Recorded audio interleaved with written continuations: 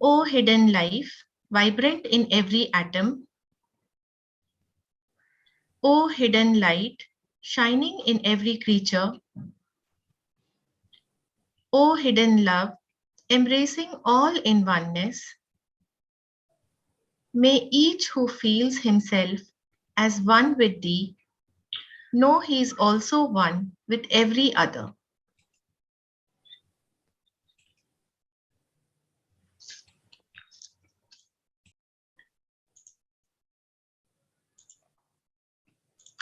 So, welcome back once again.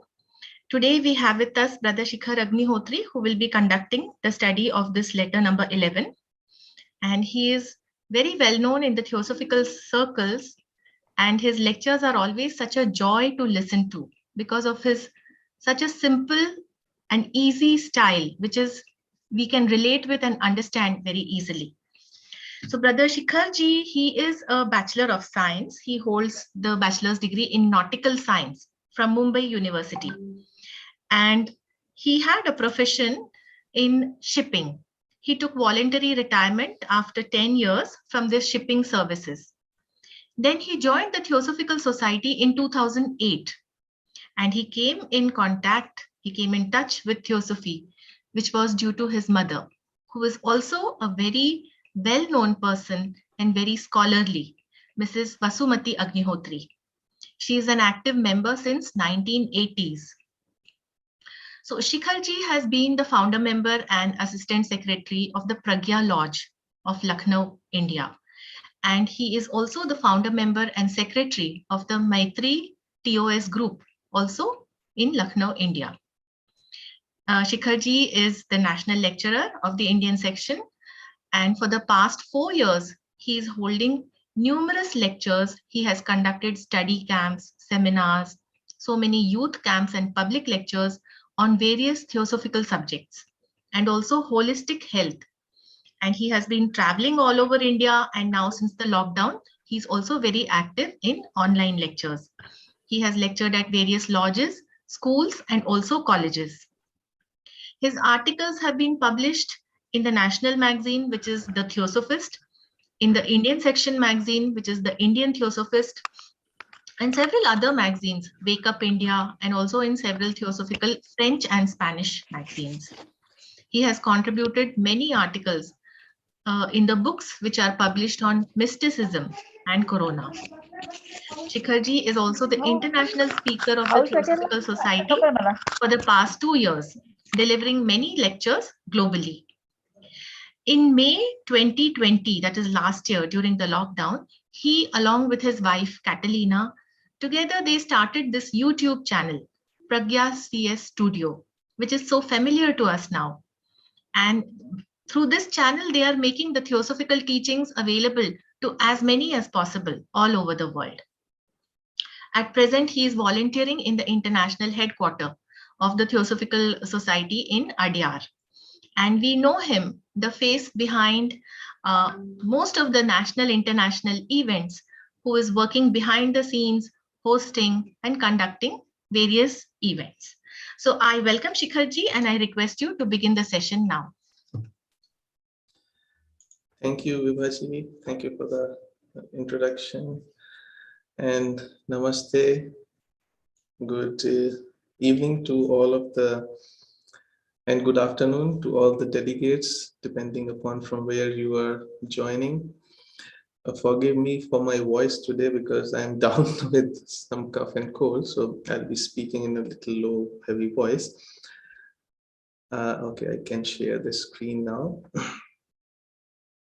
Since we are studying about the Mahatma letters, so I always like to start that with the remembering that Guru principle that lies everywhere in nature. Oh, Guru Brahma, Guru Vishnu, Guru Devo Maheshwara, Guru Sakshat Parabrahma, Tasmai Shri Gurave Namaha.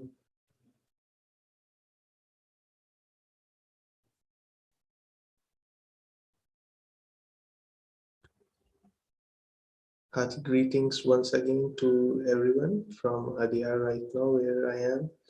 And this letter that we are going to study today is the letter S. Before the talk, Mahapatra ji and Jiten ji were discussing.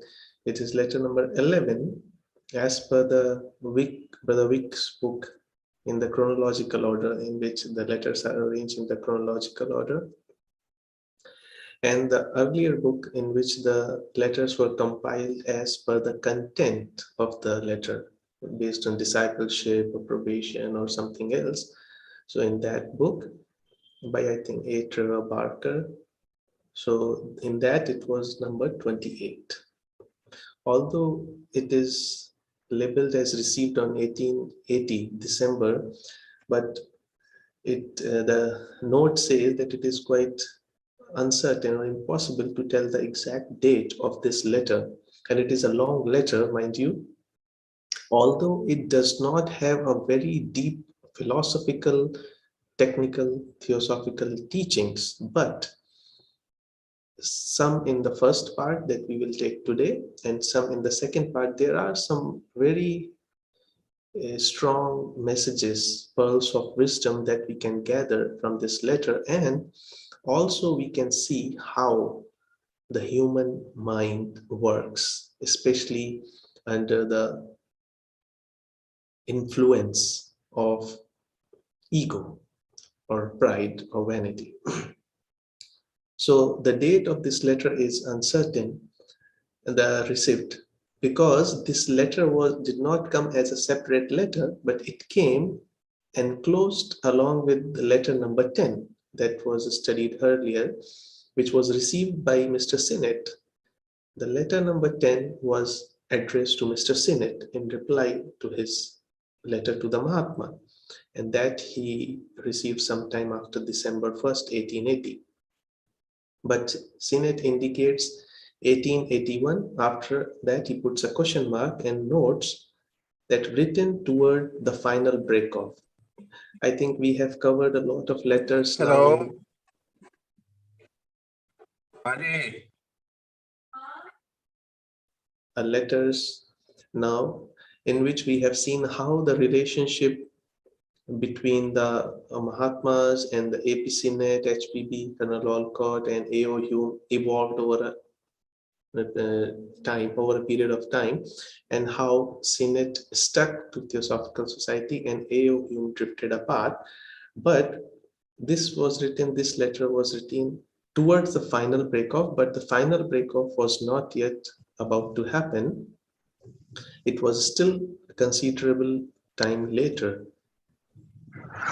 However, I think as per the note says that it was easy for AP Sinnett to make that assumption because in letter number 10, which was addressed to Mr. AP Sinnett, the Mahatma KH does indicate that he is sending his final epistle, that is final letter to Mr. A.O. Hume, but we see that there is one more letter from Mahatma KH to A.O. Hume in 1882.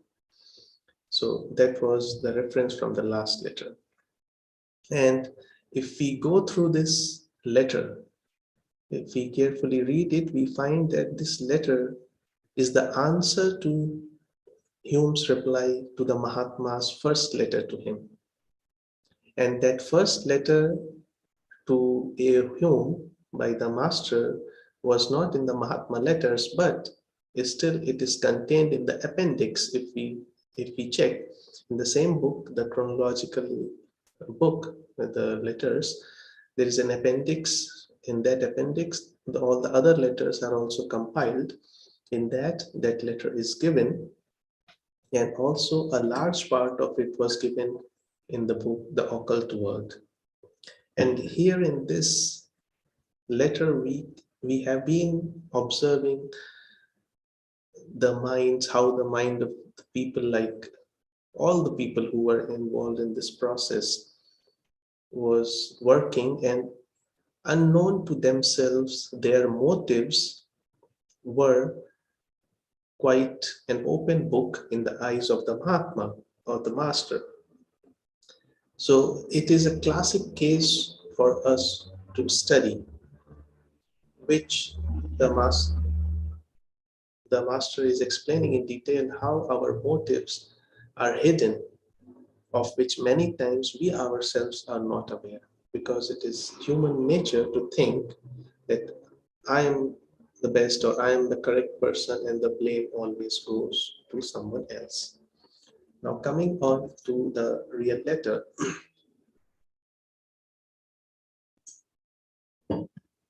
Mahatma says, if no other good ever came of our correspondence than that of showing us once more how essentially opposed are our two antagonistic elements, the English and the Hindu, our few letters will not have been exchanged in vain.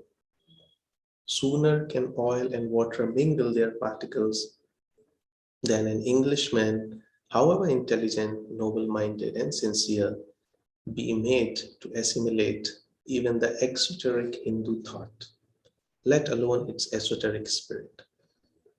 So it is a very clear indication that since A.O. Hume has written many letters to Mahatma, and from this letter, the reply that Mahatma is giving, we will come to know what could have been the content of those letters that Mr. A.O. Hume wrote. What sort of negativity or blame or things were contained in that letter. So in that reference, Mahatma is writing that if there is no other benefit of these letters, at least it will show that how different it is between the two elements. Although now we have to be very careful. At that time, the words like the English and the Hindu is being used, or no sooner oil and water can mingle, but then an Englishman, however intelligent, noble-minded, and sincere, be made to assimilate even the exoteric Hindu thought, let alone its esoteric spirit. Similarly, there are a couple of other sentences that will come in the letter. If we are not aware, we may have a tendency to think that somehow a Hindu being a superior in some sense than an Englishman.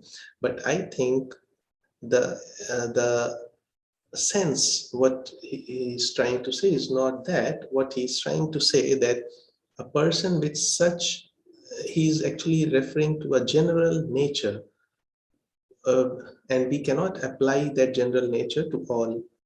There are exceptions on all sides, because otherwise any patient also came from that background, or there are so many mystics that have come from that side or different parts of the world.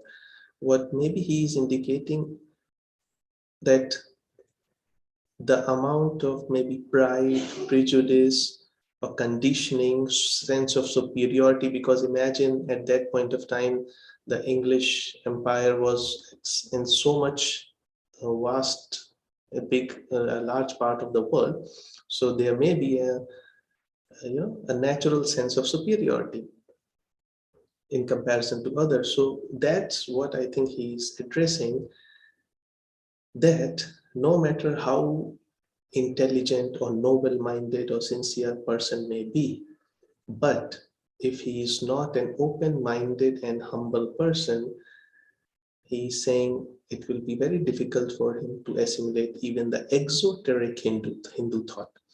Now that should not give any Hindu a sense of superiority, that yes, Sanatana Dharma is very great, Upanishads are very great, but have we understood Sanatana Dharma really? Have we gone into the Vedas? Have we understood the Upanishads? Or just because we get some statement from somewhere and we begin to appraise ourselves or our religion or our culture? That's why he's saying even the exoteric Hindu thought, it's very difficult for people to understand, let alone the esoteric aspect. So it is a question for all of the Hindus, that how many of us really are interested in understanding even the esoteric spirit of Hinduism. Then he writes that this will of course provoke you to a smile, and you will say, I expected this. Why? Because from the A.O. Hume's point of view, he had written a very derogatory kind of letter. So he would think that, yes, this kind of response I was expecting, and that's what Madame Mahatma is writing. But if so, it shows no more than the perspicacity of a man of thought and observation who intuitively anticipated an event which his own attitude must precipitate. Now, this is a very important hint that sometimes we are entrapped or trapped by our own thinking, and we begin to assume that we are catching the glimpse of something that is yet to happen. By that, what I mean to say, it is our own thinking or a way of thinking that tends to precipitate the events. And when those events happen, we say that, you see, I told you this would happen, especially in the sense of kind of negative thinking. So that is very important, that we are the maker of our own destiny by the way we think.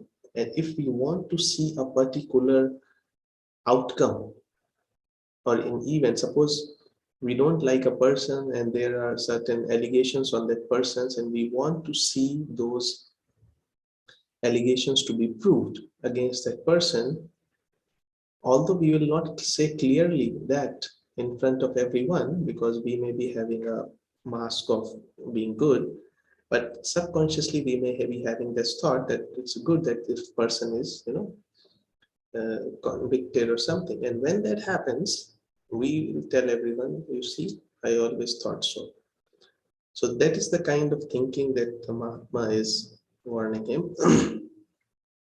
He says, although your long letter is very clear, logical, and convincing in its logic, and the ideas, some of the ideas are very noble, but it yet lies here before me, a very mirror of that spirit of this age against which we have fought during our whole lives. And what is that spirit of this age he is talking about, against which we have fought during our whole lives? At best, he is saying it is the unsuccessful effort of an acute intellect trained in the ways of an exoteric world to throw light on and judge of the modes of life and thought in which it is unversed, that is, of the spiritual world. Simply speaking, we can say that since we have spent so much time in the material world or with the material approach, whenever we even turn within or we say that we try to lead a spiritual life, our approach still remains materialistic. And the only difference between materialistic and spiritualistic is the selfishness or the egoism or sense of separateness. So the same selfishness that wanted materialistic things, now it wants spiritual things. That there is no quantitative or qualitative difference. And that's what he is saying. This is the spirit of this age, extreme selfishness that we have fought during our whole lives. And so he tells him, the Mahatma tells him, it is safe to say, my dear friend, apart from all this, study your letter impartially. Weigh some of its sentences, and on the whole, you will not feel proud of it. Whether or not you will ever fully appreciate my motives or misconceive the true causes which make me decline for the present any further correspondence, I yet am confident that someday you will confess that this last letter of yours, now here comes the important part, under the garb of a noble humility, of confessions of weakness and failings, shortcomings and follies, was yet no doubt quite unconsciously to yourself, a monument of pride. The loud echo of that haughty and imperative spirit which lurks at the bottom of every Englishman's heart. Now, in that reference, he might have written, but we cannot take this word to be the main character of everybody in general belonging to a particular country. And in this regard, if we see that quote of Light on the Path, which says, ambition is the first curse, the great tempter of the man who is rising above his fellows. It is the simplest form of looking for reward. Men of intelligence and power are led away from their higher possibilities by it. Continually. Yet it is a necessary teacher. It is easy to say, I will not be ambitious, and that's what we think of ourselves, that no, I am trying to be unselfish. Excuse me.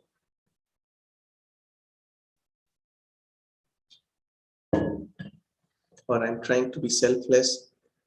But it is not so easy to say that when the master reads my heart, he will find it clean utterly, because many times there are so many layers of which we ourselves are not aware. They are working under the undercurrent is there, and but only a divine spirit, divine consciousness, or spiritual consciousness like the master can see it.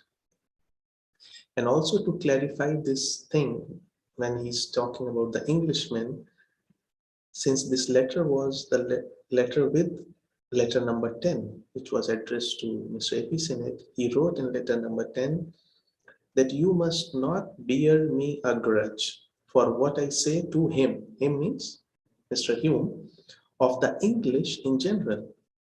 They are haughty. Haughty means no sense of superiority, you're not thinking of anyone else much. To us especially, so that we regard it as a national feature. And you must not confound your own private views, especially those you have now, with those of your countrymen in general. The prejudice of race is intense, and even in free England, we are regarded as an inferior race. So when he's saying that, he's giving it as a general characteristic of a particular group of people. But that should not make us conditioned or prejudiced about someone. Coming back to the letter, he says, in your present state of mind, it's very likely that even after reading this answer, you will hardly perceive that not only you have entirely failed to understand the spirit in which my last letter was written to you, but even in some instances to catch its evident sense. And this happens very often when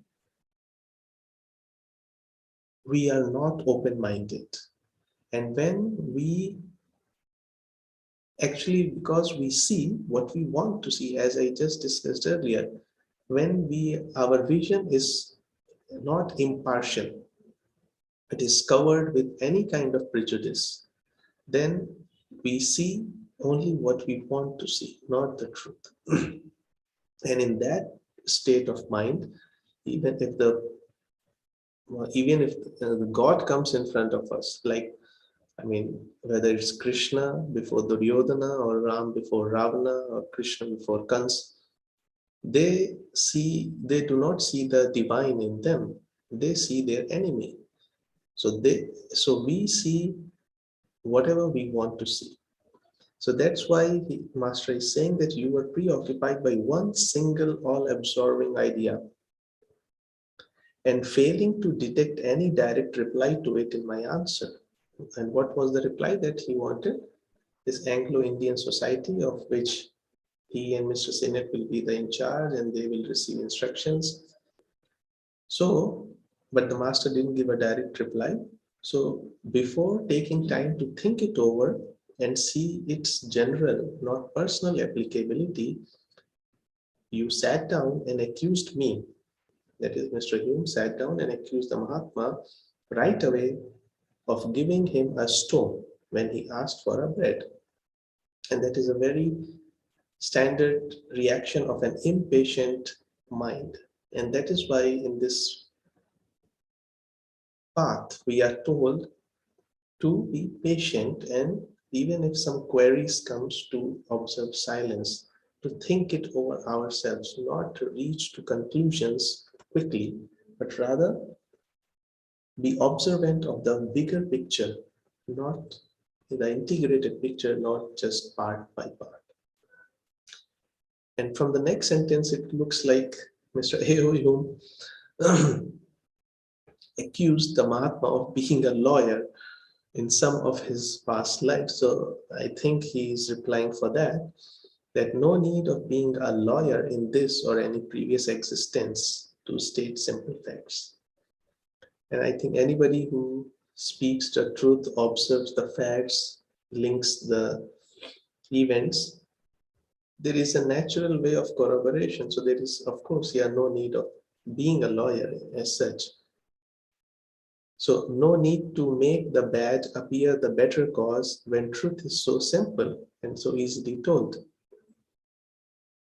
And why he said that? Because he took up the remark of the Mahatma. What was the remark? That you take up the position that unless a proficient in arcane knowledge will waste upon your embryonic society and energy. Now, this was Mahatma's statement to Mr. A.O. Hume. So Mr. A.O. Hume took offense to this statement and he applied it to himself, that Mahatma is calling Mr. A.O. Hume embryonic, so like a very unevolved, less evolved stage or something like that. So Mahatma is clarifying that it was not for yourself, it was never meant for that.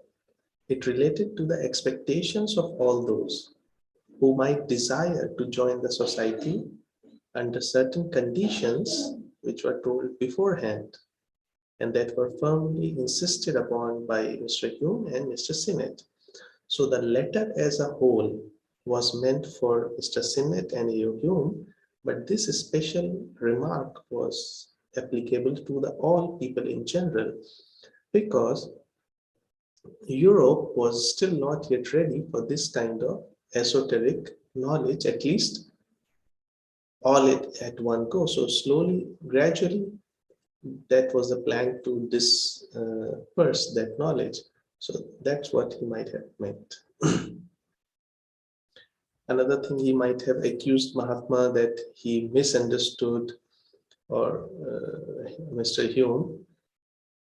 So Mahatma again replies that this is very evidently incorrect, that in fact the opposite is true, that Mr. A.O. Hume misunderstood the Mahatma, and he quotes also from his letter that, and why he misunderstood, he said, what else do you do but labor under an erroneous impression, when in your eagerness to repudiate the idea of having ever dreamt of originating a school,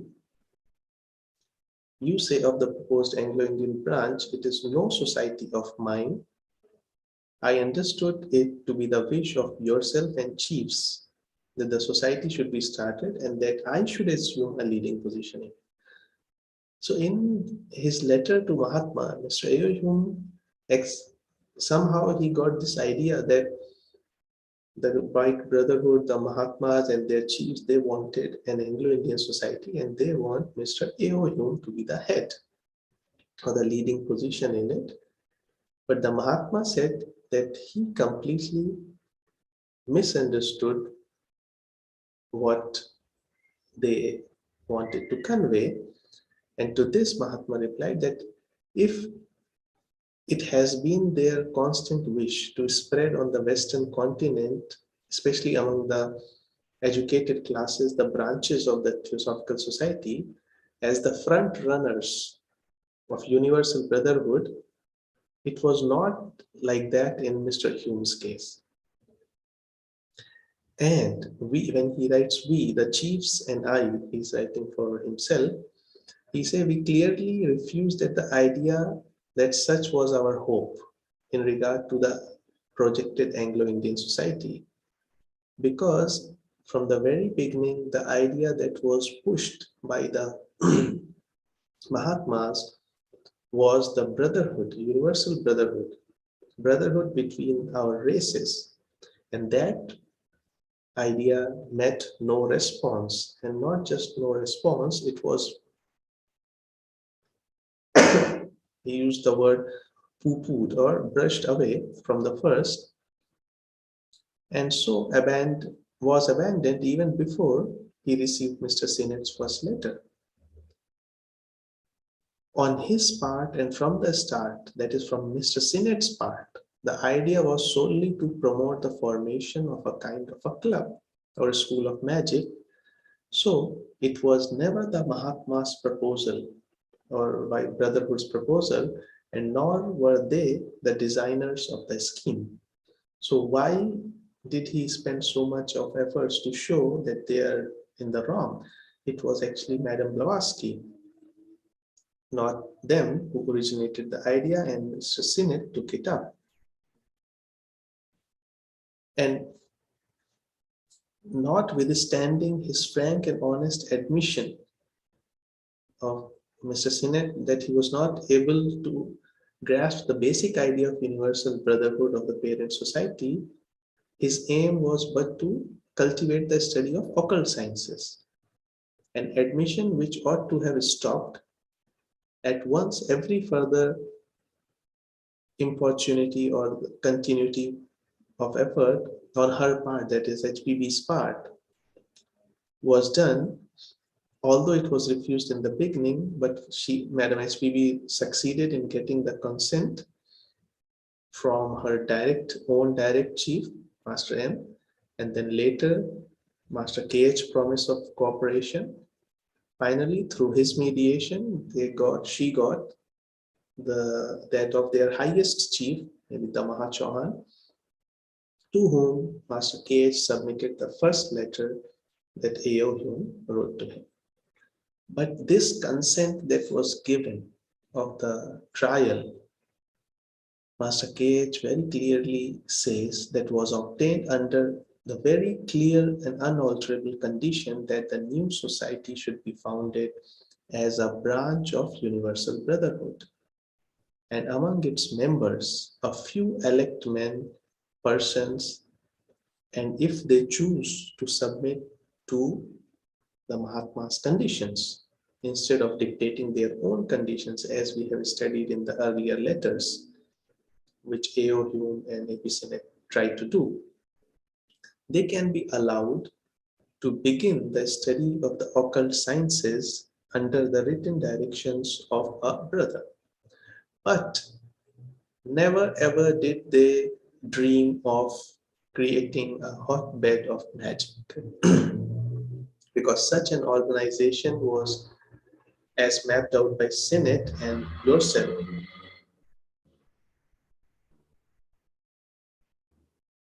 is unthinkable among Europeans, and it has become next to impossible even in India, unless you are prepared to climb a height of 18,000 to 20,000, that is, go to Himalayas and try there.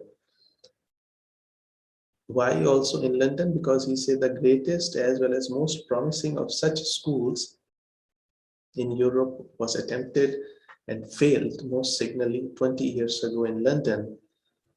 It was the secret school for the practical teaching of magic, founded under the name of a club by a dozen of enthusiasts under the leadership of one Mr. Lord Lytton's father. He had collected together for the purpose the most ardent and enterprising, as well as some of the most advanced scholars in mesmerism and ceremonial magic, such as Eliphas Levi, Ragazzoni, and Zergwanbe. And if we see, maybe to some extent, the third object of the Theosophical Society works in that direction, but that is not the chief objective of the Theosophical Society. which is universal brotherhood, the first object of the Theosophical Society. And yet in the pestilent, that is harmful or dangerous to the public, London atmosphere, that club came to an untimely end. And very interesting to read that master says that he visited that club about half a dozen of times and perceived from the beginning that there was and could be nothing in it. And this is also the reason why the British Theosophical Society does not progress one step practically. Now, what is the difference between this having a school of occult science and having the basis of universal brotherhood? Actually, on the superficial surface, if we look, there it looks like a person who is studying occult sciences and working on all these things is a much more serious aspirant than a person who may be, just expanding his circle of love or circle of consciousness by being more empathetic or sensitive. But I feel that it is the root of both of them, that even when somebody is doing all these things, if the motive is to gain more knowledge or being superior in some way from your fellow beings, then that is still under the field of the selfishness. And when we are expanding our circle of consciousness, we are actually making ourselves less and less selfish, or at some point selfless. So, and about which Voice of the Silence also warns us that before we could even walk on this path, or even Light of the Path has some warnings that before even we begin to walk on this path, we should purify ourselves of our lower nature. Even Patanjali Yoga, we have the yam, niyam, and other things to purify in the beginning, because later on they create much more serious obstacles. So coming back to the British TS, they say they are of the universal brotherhood but in name, and gravitate at best towards quietism. Quietism means just being calm about things without any attempts to change them. That utter paralysis of the soul. They are intensely selfish in their aspirations and will get but the reward of their selfishness. Now, so again, Master asked him, did we begin the correspondence upon this subject? It was Mr. Sinnett who, of his own motion, addressed to a brother 2 long letters, even before Madame Blavatsky had obtained the permission or promise from any of us to answer him, or knew to whom of us to deliver his letter.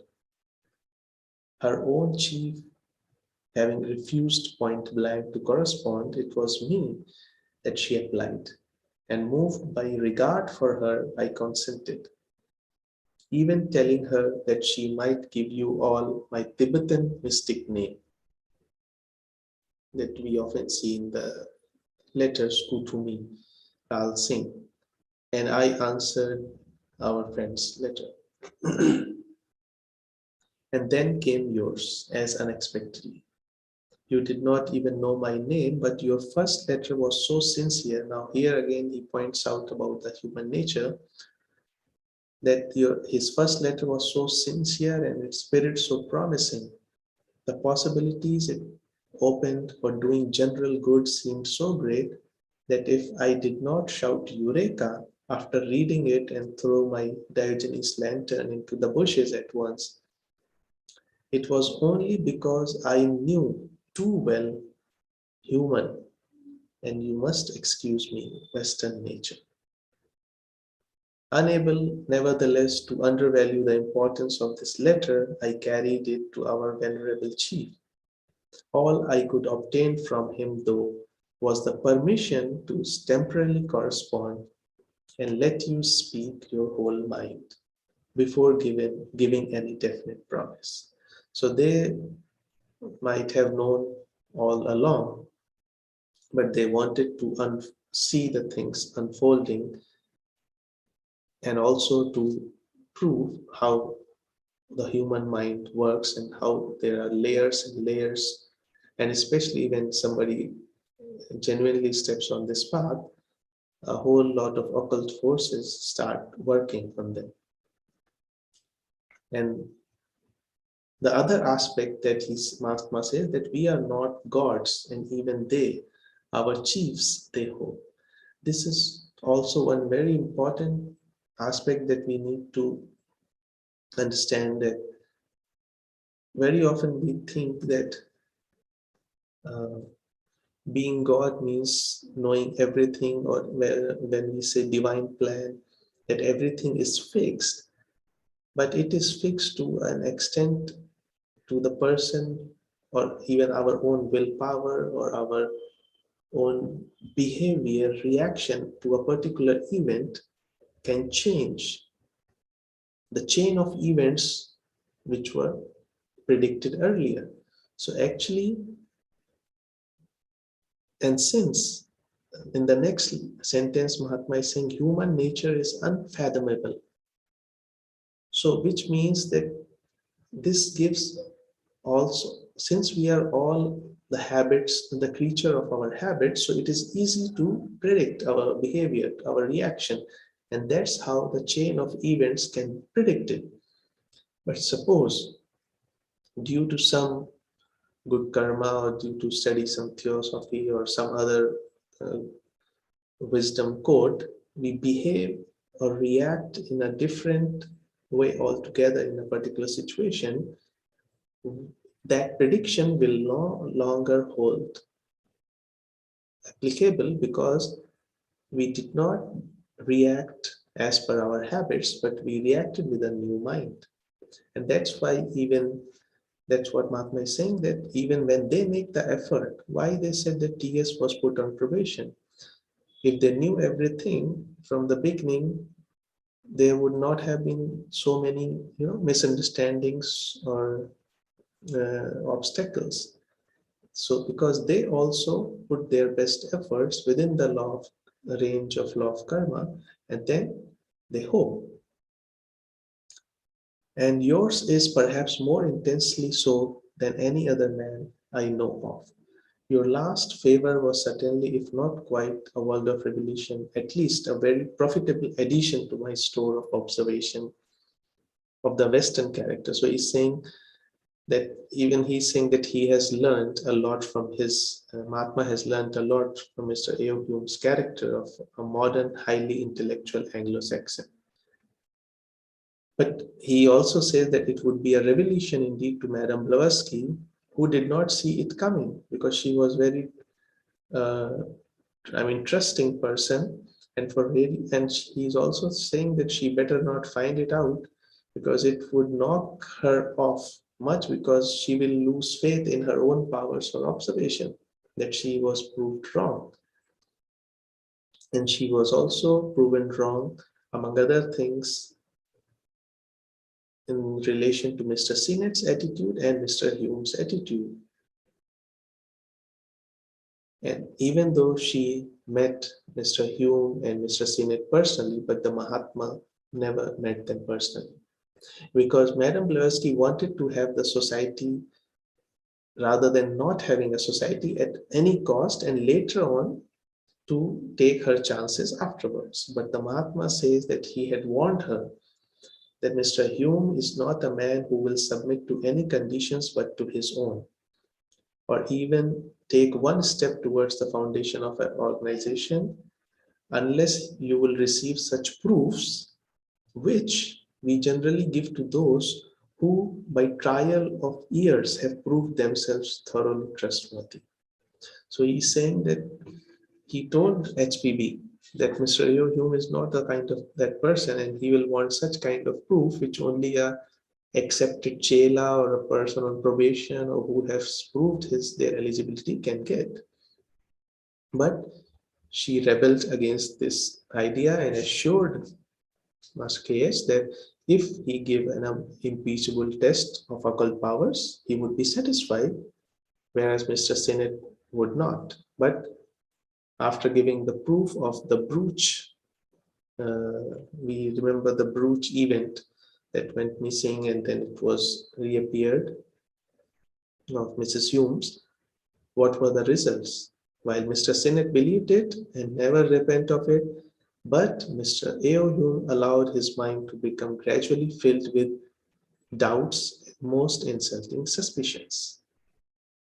And that's what Mahatma is reminding him, that if you remember his first short note from Jhelum, he told him that you will see, that you will find your mind poisoned.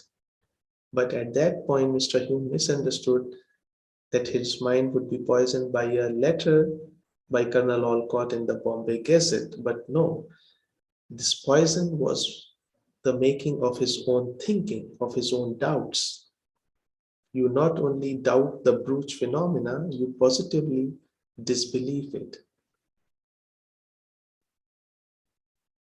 And he said that another thing what he said, that he told to Madame Blavatsky, Mr. Hume, that she may be one of those who believe that bad means are justified by good ends.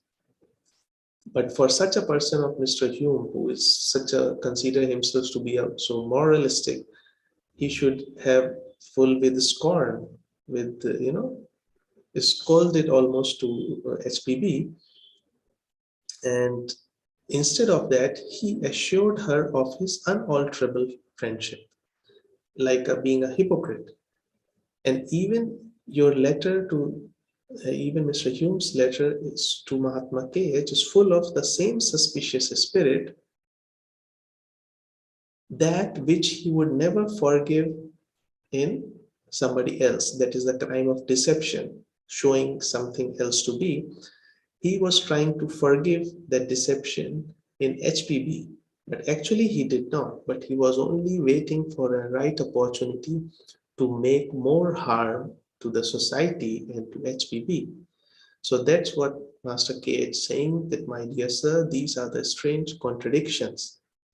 And having favored me with such series of priceless moral reflections, advice, and noble sentiments, you may perhaps allow me, in my turn, to give you the ideas of a humble apostle of truth and obscure Hindu upon that point.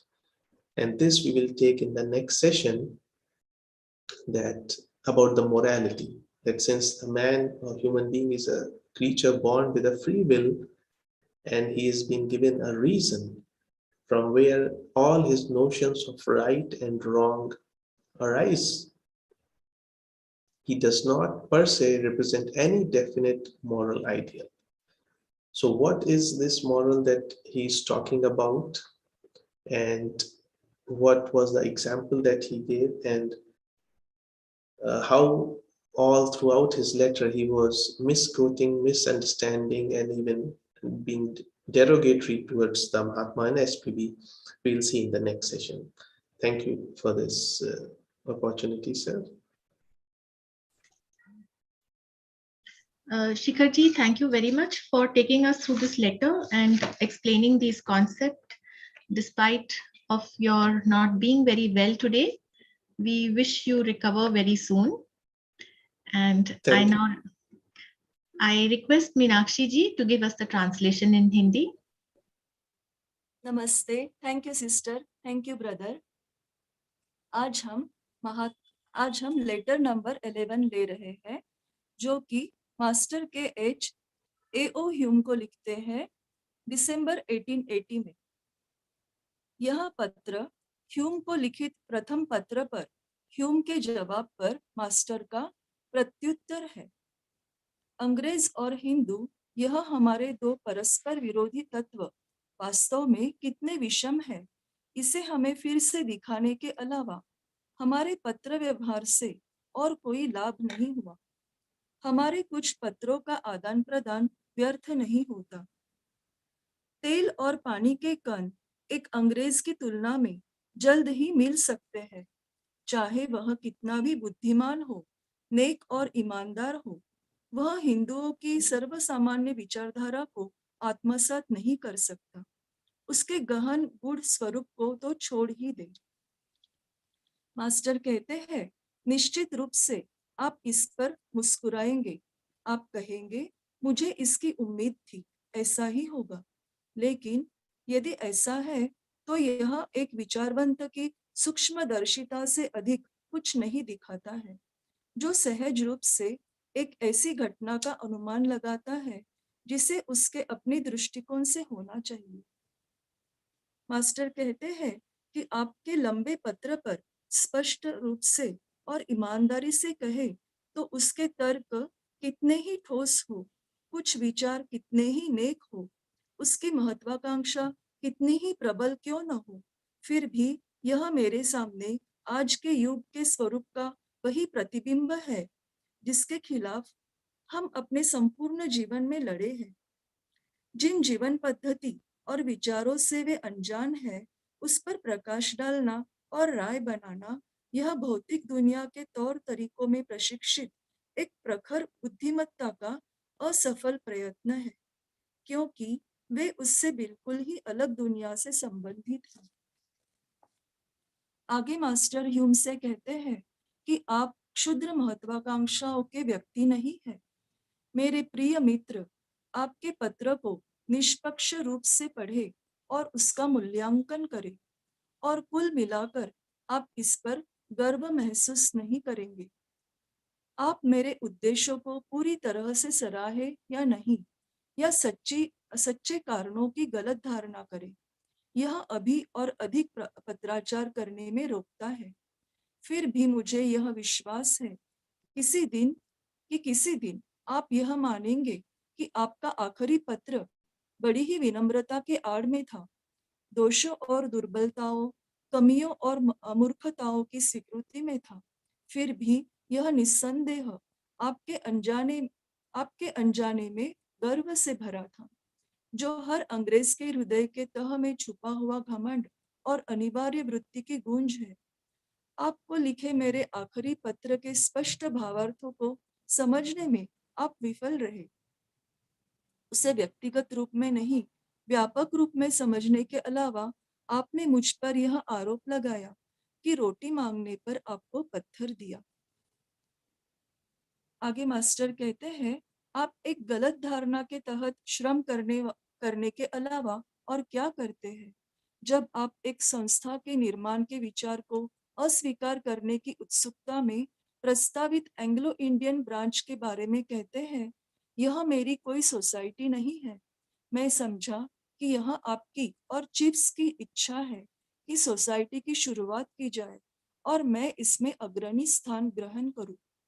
इस पर मैंने उत्तर दिया कि यदि यह हमारी निरंतर इच्छा होती कि पश्चिमी देशों के उच्च शिक्षित वर्गों के बीच में थियोसॉफिकल सोसाइटी की शाखाओं को विश्व बंधुत्व के प्रणेतों के रूप में विस्तारित किया जाए, तो आपके मामले में ऐसा नहीं था। हम यानी चिप्स और मैं इस विचार को पूरी तरह अस्वीकार करते हैं कि प्रस्तावित एंग्लो इंडियन सोसाइटी के संबंध में हमारी कोई ऐसी आशा नहीं थी। हमारे प्रजातियों के बीच में बंधुत्व की उच्चाकांक्षा को कोई प्रतिक्रिया नहीं मिली, बल्कि इस पर सीनेट के पहले पत्र से ही ठंडी प्रतिक्रिया मिली। उनकी ओर से शुरू से ही केवल एक तरह के क्लब या जादू के स्कूल के गठन को बढ़ावा देने का विचार था। उस समय हमारा ऐसा कोई प्रस्ताव नहीं था, न ही हम उसकी योजना के रचनाकार थे। फिर हमें गलत दिखाने की इतनी कोशिश क्यों, ऐसा मास्टर प्रश्न करते हैं। इस विचार की उत्पत्ति मैडम ब्लेवेट्स्की ने की, हमने नहीं, और मिस्टर सीनेट ने उसे उठा लिया। मुख्य सोसाइटी के विश्व बंधुत्व के मूल विचार को समझने में असमर्थ होने की स्पष्ट और ईमानदार स्वीकृति के बावजूद उनका उद्देश्य गूढ़ विज्ञान के अध्ययन को विकसित करना था। मैडम ब्लेवेट्स्की पहले अपने चीफ से सहमति लेने में सफल रही। वे बहुत अनिच्छुक थे, उसके बाद जहां तक हो सके मेरे सहयोग का वादा लिया। अंत में मेरी मध्यस्थता के माध्यम से उसे हमारे सर्वोच्च चीफ की सहमति मिली, जिन्हें मैंने आपका मुझे सम्मानित किया हुआ पहला पत्र प्रस्तुत किया था।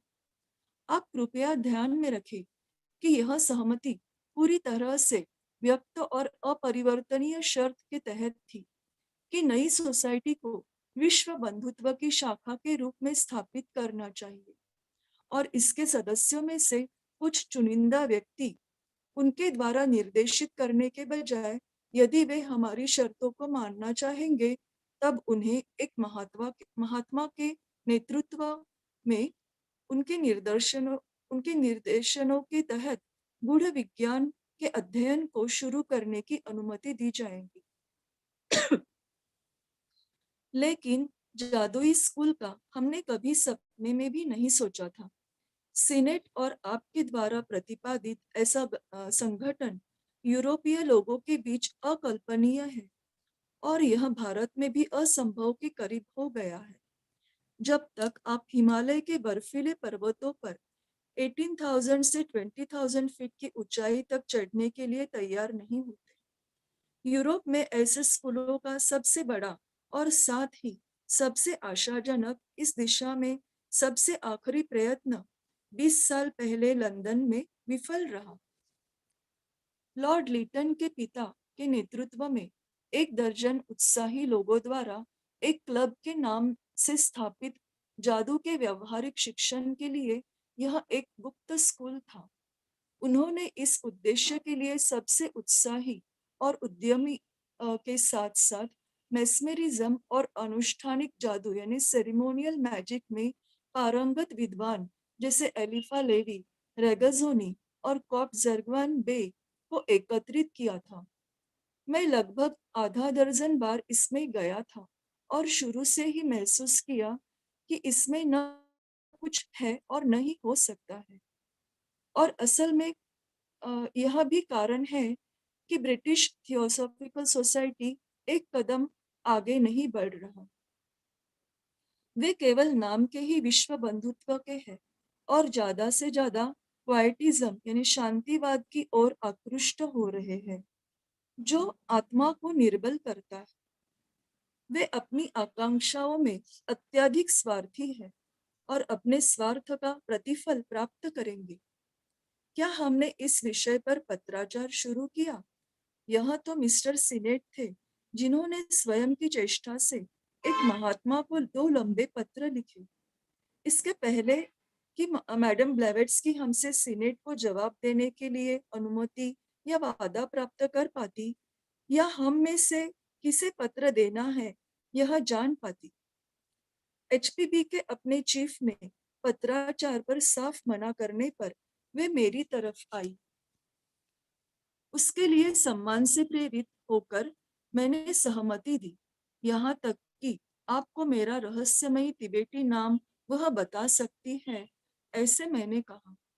और मैंने अपने मित्र के पत्र का उत्तर दिया। फिर अकस्मात आपका पत्र आया। आपको मेरा नाम तक पता नहीं था। आपका पहला पत्र इतना प्रामाणिक था, इसकी भावना इतनी आशाजनक थी, सामान्यतः भलाई की इसमें इतनी महान संभावना दिखी। उसे पढ़कर मैंने यूरेका नहीं चिल्लाया, क्योंकि मैं मनुष्य को बहुत अच्छी तरह से जानता हूँ, खास तौर पर पाश्चिमात्य स्वभाव को। उस पत्र के महत्व को कम न आंककर मैं पत्र को हमारे आदरणीय चीफ के पास ले गया। मैं उनसे केवल कुछ समय के लिए पत्र व्यवहार करने की अनुमति प्राप्त कर सका और कोई निश्चित वादा करने से पहले आपको अपने मन की पूरी बात कहने की अनुमति देना था। हम कोई देवता नहीं, यहाँ तक कि हमारे चीफ्स भी ऐसा मानते हैं। मनुष्य स्वभाव की गहराई नाप नहीं सकते और किसी अन्य व्यक्ति की तुलना में आपका स्वभाव अति तीव्र है। आगे मास्टर ह्यूम से कहते हैं कि मैंने मैडम ब्लेवेट्स्की को आपके पत्र के बारे में पहले ही बताया।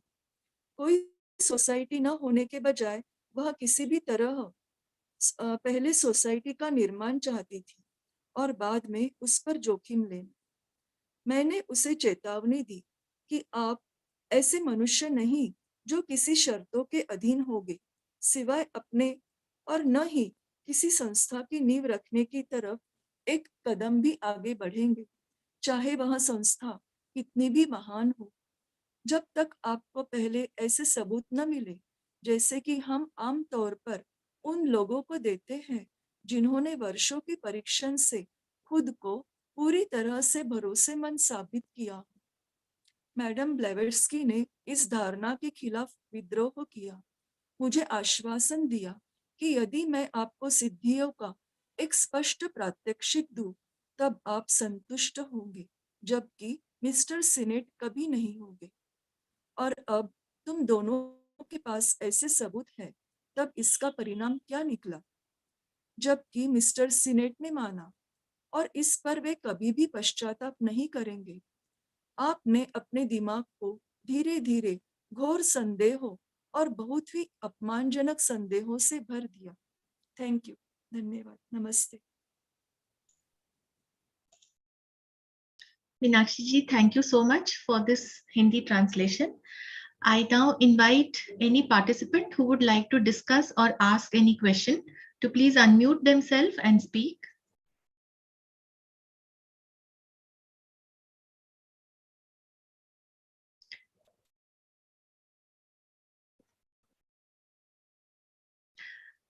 There are some very pertinent observations on this letter. Would anyone like to talk about it or point it? I would like to bring to our attention one very pertinent point which Shikharji made.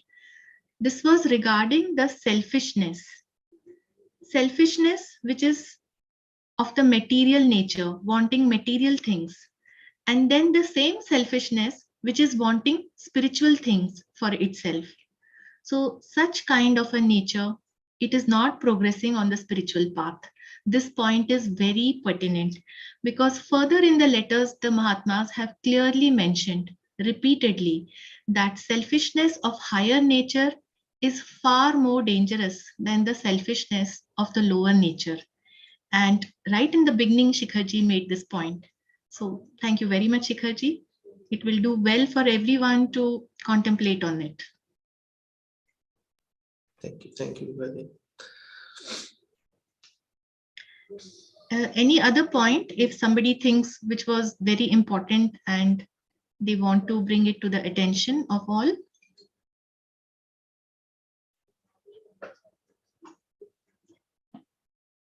No, so I don't think there are any further discussions. So we may close the session. Pradeep ji? Yes, kindly close this session. So thank you all very much. And in the next session, Shikharji will continue the second part of the same letter. So we will end the session with the closing prayer. Asato ma sadgamaya tamso ma jyotirgamaya mrityorma amritam gamaya. Om Sarvesham Swastirabhavatu Sarvesham Shantirabhavatu Sarvesham Purnam Bhavatu Sarvesham Mangalam Bhavatu Lokaha Samasta Sukhino Bhavantu Sarve Bhavantu Sukhinaha Sarve Santu Niramaya Sarve Bhadrani Pashyantu Ma Kaschit Dukha Bhag Bhave. Om Shanti Shanti Shanti. Om. Thank you all for joining. Namaste. Thank you, Shikhar ji. Thank you, sir. Namaskar. Thank you, Vibhaji. Thank you, each and everyone. Thank you, Shikhar and Pradeep. Thanks to you, Pradeep. You told me to join in. Yes. So I'll be joining every Friday. Okay, thank you. So great of it. Thank you. Okay. Thank you. Bye. Bye-bye. Bye-bye, everybody. Bye-bye.